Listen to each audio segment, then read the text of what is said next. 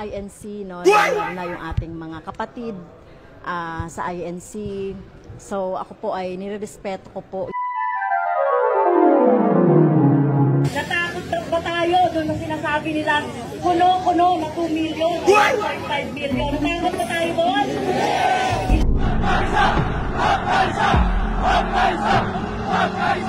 Bayan ang asikasuhin, hindi sariling mithiin.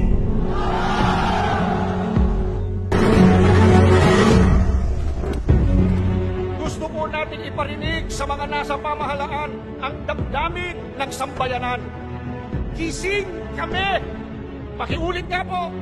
Gising kami! Pakiulit po ulit! Gising kami! Tumutulong tayo sa kanila na kanilang makita, na kanilang madama ang tunay na damdamin ng taong bayan na naglukluk sa kanila.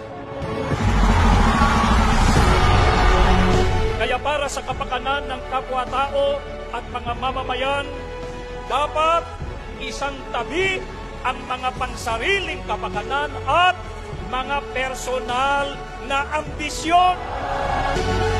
Tayo pala ngayon ang nagkakatipon sa diwa ng tunay na kapayapaan at pagkakaisa na nagrarally ngayon. Sapagkat tayo lamang ang nasa likod ng Pangulo sa kagustuhan niya na harapin natin ang mga hamon at nagbabantang problema ng ating bansa.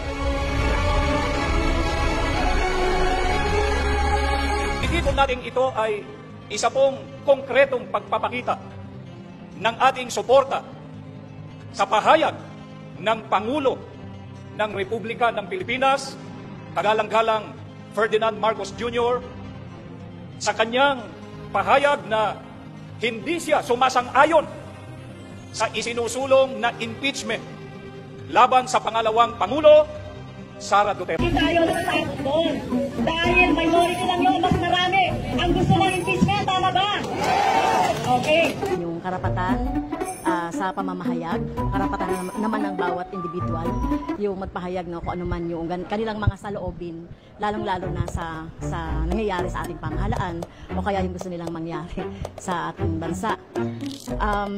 Na ipinaglalaban natin, na panagutin sa pamamagitan ng impeachment, si Sara Duterte. Ang Iglesia ni Cristo ay hindi po laban sa impeachment sapagkat ang impeachment ay itinatadhana sa saligang batas. Ngunit kung ang paraan ng pagsasagawa nito ay wala sa batas at wala sa tuntunin, ito na naman ay pagmumulan ng kaguluhan, pagmumulan na naman ng pagkakabahabahagi ng ating bansa. Ito po ang gusto nating iwasan. Iniimbestiga nila po yung confidential funds. Ang tanong ko po, Mr. Chairman, mahigit pong 400 opisina at ahensya ng ating pamahalaan ang tumatanggap ng confidential funds. At sila din ay natatawagan ng pansin ng Commission on Audit. Bakit naman isang opisina lang ang pinipilit niyong usisain? Hindi ba masyadong halata namang pamumulitika yan? Hindi po tayo laban sa pag-iimbestiga ng katiwalian. Ilagay po natin sa ayos. Sana man lang, kumuha sila ng ilang pang mga bahagi ng opisina na kagaya din ng paggagamit ng confidential funds sapagkat ang layunin po raw ay makagawa ng batas.